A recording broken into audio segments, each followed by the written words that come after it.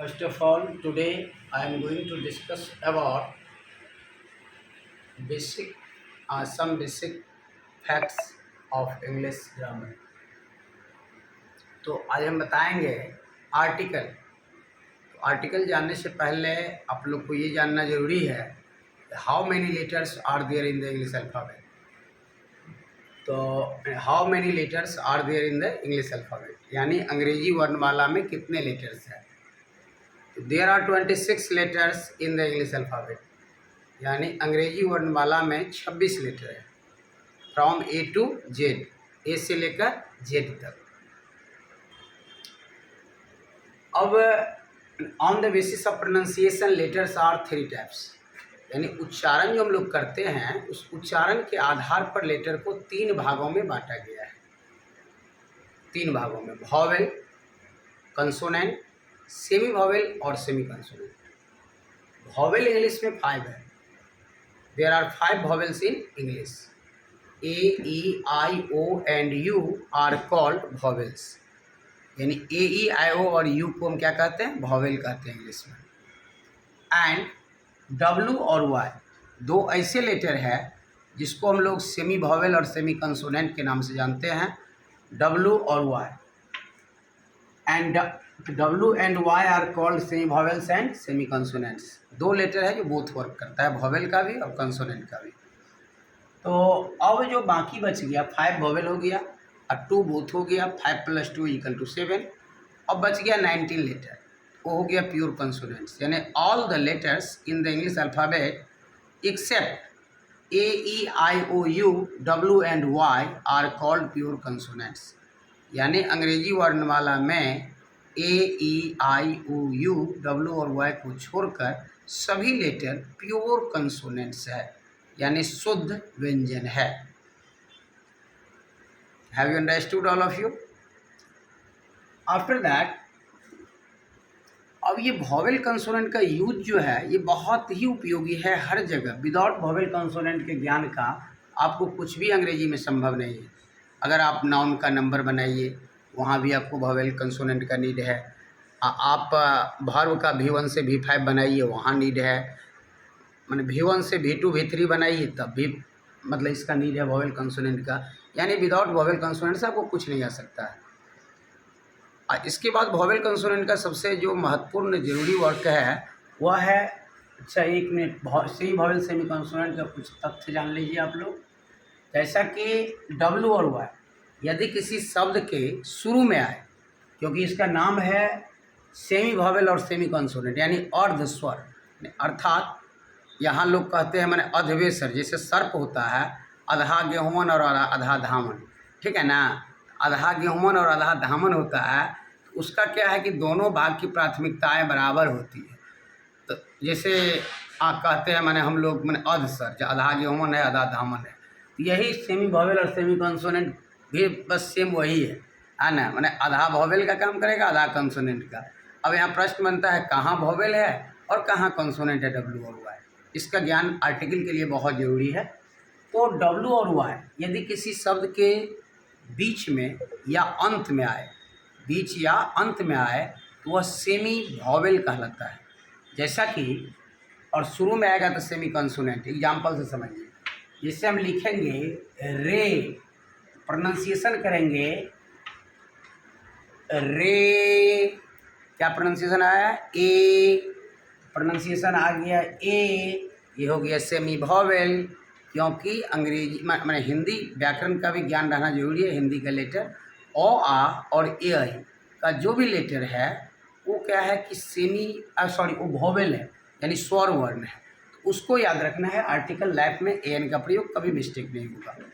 तो जैसे कि पहले इसको जानना जरूरी है, सेमी वॉवेल सेमी कंसोनेंट को लिखे हैं रे, प्रोनाउंसिएशन आया ए आया तो सेमी वॉवेल है।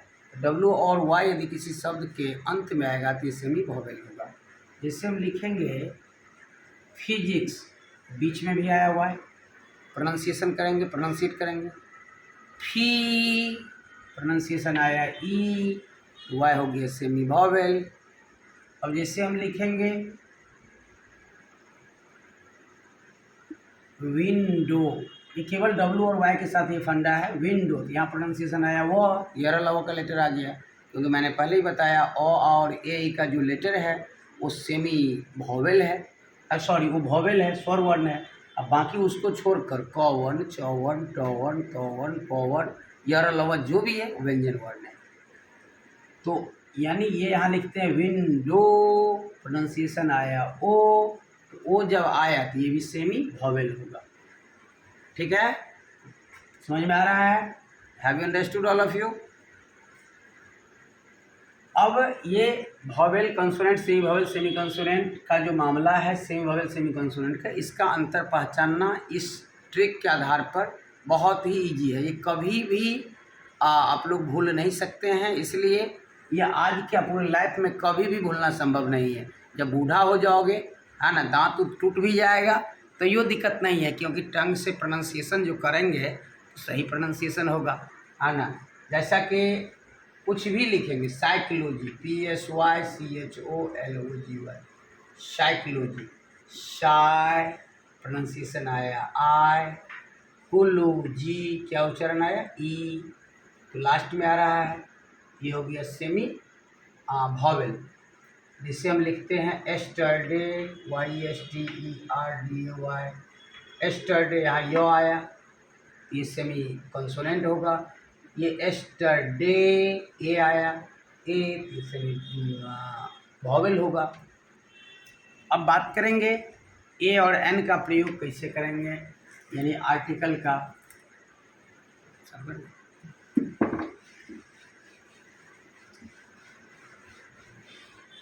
आर्टिकल इंग्लिश में दो प्रकार के होते हैं। There are two kinds of article.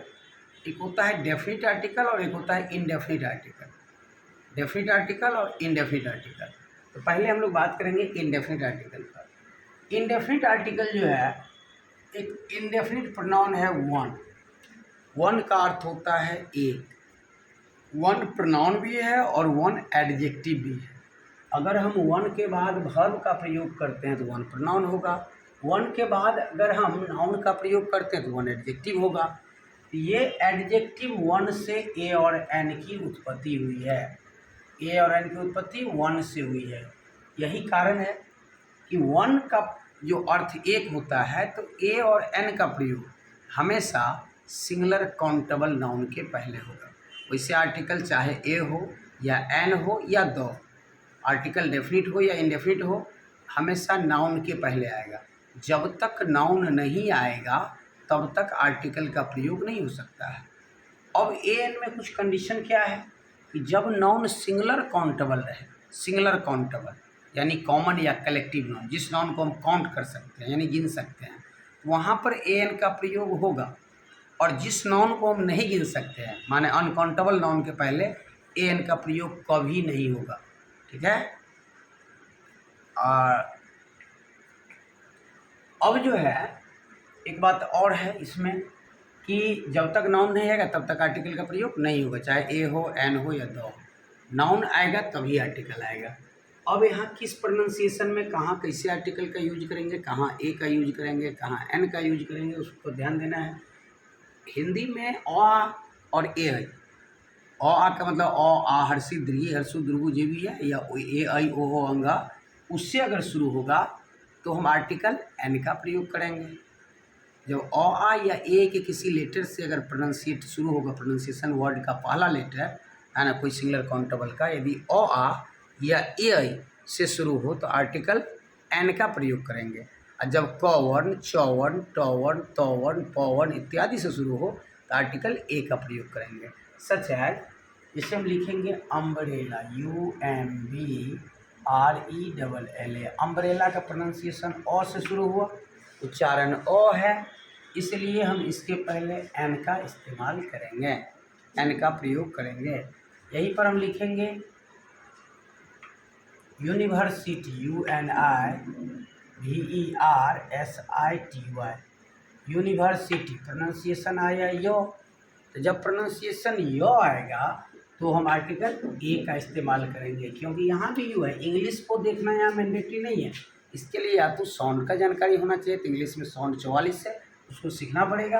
लेकिन विदाउट साउंड से भी हम लोग आर्टिकल पढ़ सकते हैं, क्योंकि हिंदी में अ आ सबको आता है, ए ऐ सबको आता है, क ख छ छ ट ठ त थ प फ य र ल व सबको आता है।